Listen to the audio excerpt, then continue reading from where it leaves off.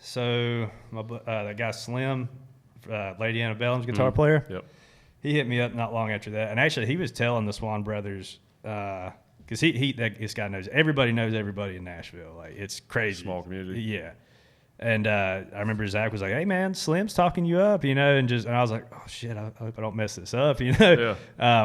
But anyway, as soon as I left that, I guess I don't know if he knew or whatever, but Slim texted me one day and asked if I'd go play with this guy. I think it was Ryan Brashear. I'm pretty sure. I think I got that right, but he asked me if I'd go play with him, and I was like, "Yeah, dude, I just need gigs." I was taking whatever I could get, and so I went out. I played with that guy for a little bit. I did probably 2 or 3 runs with him, maybe 4.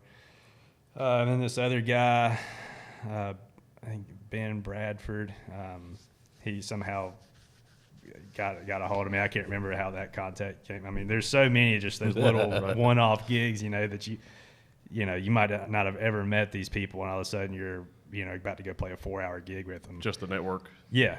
Did you ever reach a point out there where you just felt like you were hitting a wall and you didn't think it was going to go anywhere? Yeah, absolutely.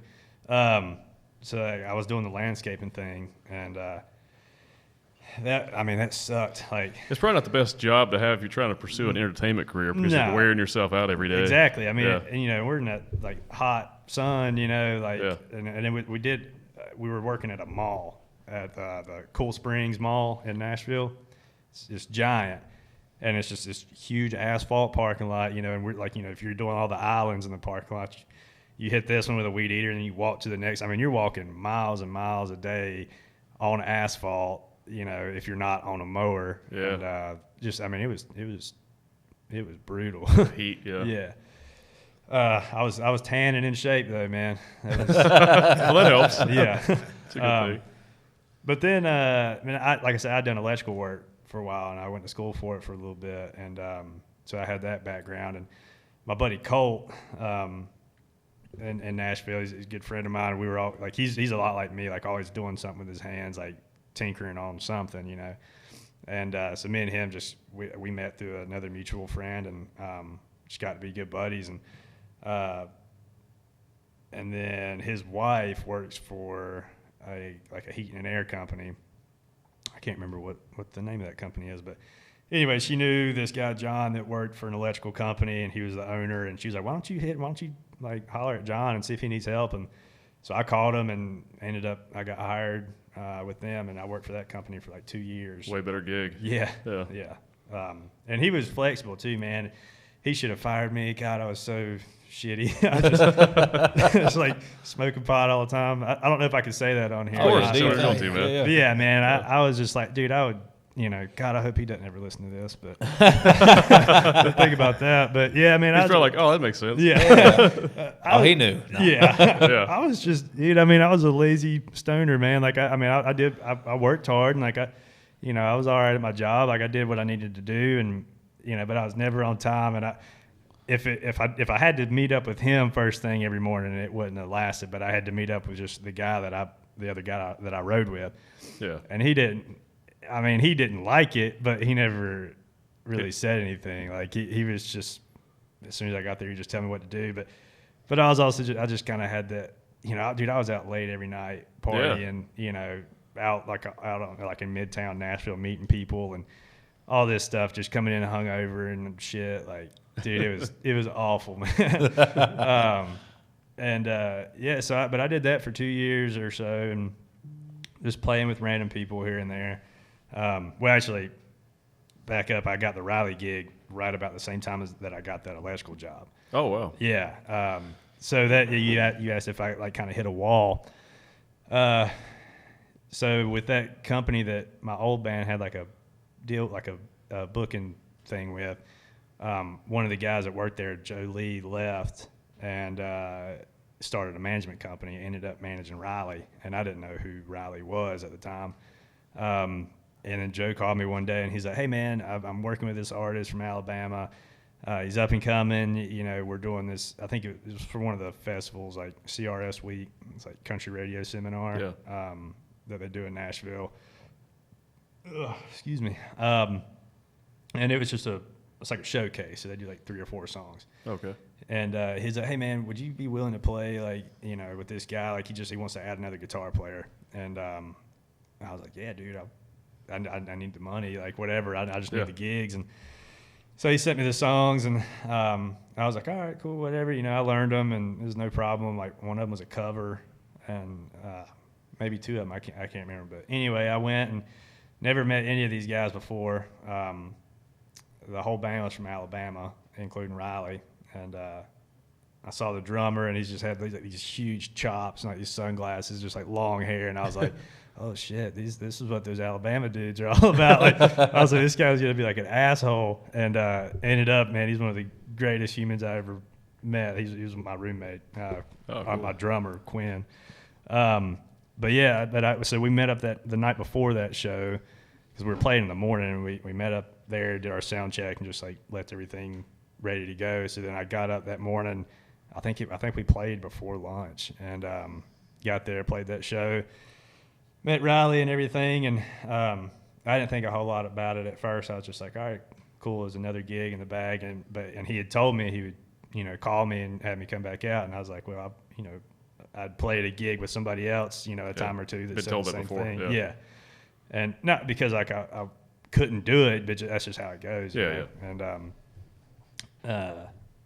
so about 3 weeks probably goes by, and I didn't hear anything from him. And I mean, I'd been there for, probably less than 6 months, I think. And so I had no right to be like complaining about where I was at that point, because a lot of people, it takes 5-10 years to get anywhere. Right.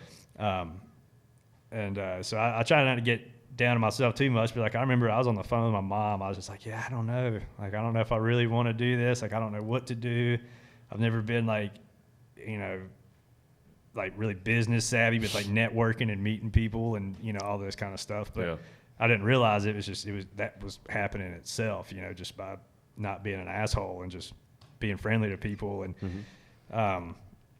you know, and so that's kind of how it worked for me, I guess. It was like a lot of being cool with people, and they're, you know, cool back or whatever. But anyway, yeah, I was on the phone with my mom. I was like, I don't know about this. And, but I'd just gotten that job doing electrical work, and I was like, I didn't move out here to be an electrician, you know, like I could be doing this back home. And it's just, you know, she's like, well, you got to be patient and all that kind of stuff. I'm like, I know, but like this sucks. You know, and literally while I was on the phone with my mom, I get a beep comes in, and it was Riley. And I answered. He's like, hey man, you know, I told you I'd bring you out on the road and everything. And he's like, we're about to get rolling here soon. And he was like, I'm gonna send you some more songs. And he's like, learn them. And he's like, your first show will be in Mobile, Alabama. It was like, I think it was November or December. And so whatever the math is on that, I can't remember. But yeah, so I went and played that show at man, it was just so see like the crowd reaction to him back then was nuts. Like, how big was that show?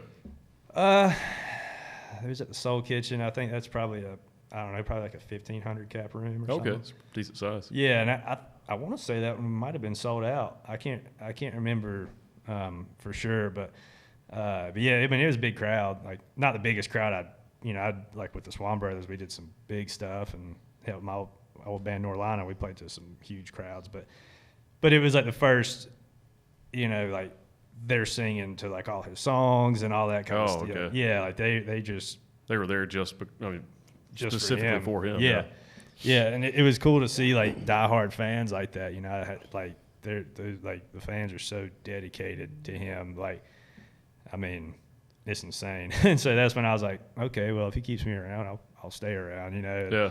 Yeah. He's blown up now, right? Yeah. It's been crazy. I mean, I was driving to his house in Jacksonville, Alabama, from Nashville, like every week, and he had a Suburban and a trailer, and like we'd all hop in there, and there was 6 of us at that time, including him. I think there's, maybe it was just 5. It was me, Trey, Riley, Quinn, the bass player. Okay, so it was 5 at that point. man, we we were doing that for a while, and then he got a van, and then we had some members changed up, and the guy Ben that ended up getting me the gig with the Swan Brothers, he was looking for a band at the time, and the other guitar player that we had, he was just kind of going through some stuff, and we, didn't think he was going to be with us too much longer, and so I was like, all right, well, I know a guy, and I thought that Ben is a phenomenal player. He's incredible. I mean, way more technical and everything than I am. Like, I mean, would embarrass me if it came down to it, like in a shred competition or something. Yeah. And I was just like, well, I'll bring Ben in. And he had been a band leader. I'd never done that. That's basically what they called me in for. I was the only Nashville guy in the band, but I was like the least Nashville guy. And I was just, but so I got Ben to come in, and he joined the band, and he was with us for, I guess about 2 years, or I mean, maybe more than that. I can't even remember now. He left last year. He just he wanted to pursue his own thing, and then he ended up having a kid and stuff like that. But so anyway, we were a 6-piece with that for a while, and now we're back down to a 5. Well, actually, I think we've got another guy that's coming in. He's playing pedal steel and stuff like that. So, but yeah, that's how I got to play with Riley. He just kind of through word of mouth and knowing somebody, and it's just crazy because like the person that got me the gig I knew from back here. That's how I mean, he lived in Nashville, but that's how I met him, was our band. And so if it wasn't for that band, I don't know what I'd be doing. I might still be doing electrical work part-time and playing random gigs. Yeah. What's the biggest crowd you guys have played for? We did Rock the South. That was like 35,000, I think. Wow. Yeah. A lot of people. Yeah, it just looks like an ocean of humans, man. You just look out there, it's just like, as far as you can see, it's just people. What's that like? Man, it was crazy, but like it's one of those, it's so big, you don't have a choice. There's no flaking out. There's no being nervous. There's no backing out. I mean, there's never any backing out of a show or anything, but I'm just like, with something that big, you're like, oh shit, I just got to just jump in there. And at the same time, there's so many of them, it's like, oh, they might not notice just me, but then you're on a stage in front of all these people, and they're definitely watching. Is it cool, like, controlling that energy?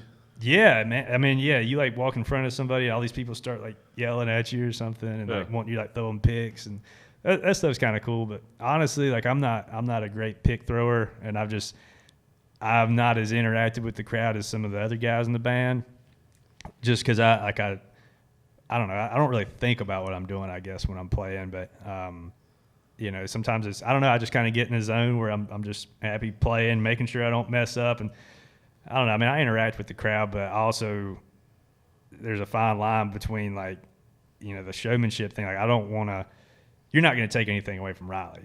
Right, yeah. People are obsessed with him and just want to see him, but like there are some people, and I'm not saying within our management or anything, but there are some management companies and stuff that would, you can't wear a certain shirt, which I get that a little bit more, but like they don't want some people interacting with the crowd too much, like they don't want you to take away from the main guy. Exactly. And with Riley, it's like, are you kidding me? Like, I could go up there butt naked and play, and like they're still gonna just watch him. I mean, they're not gonna want to watch that anyway. But I'm just saying, like, you're not gonna take away people watching him. Right. And I mean, he's so good at what he does, and I mean, the ladies love him. Guys want to be him. You see guys in the crowd just dressed up, like identical to him. Like, that's funny. Yeah, it's hilarious, man. It just, but it's crazy though, like how what he does just like reaches so many people, and everybody's got something to say about it. Like, I mean, I'm not the best.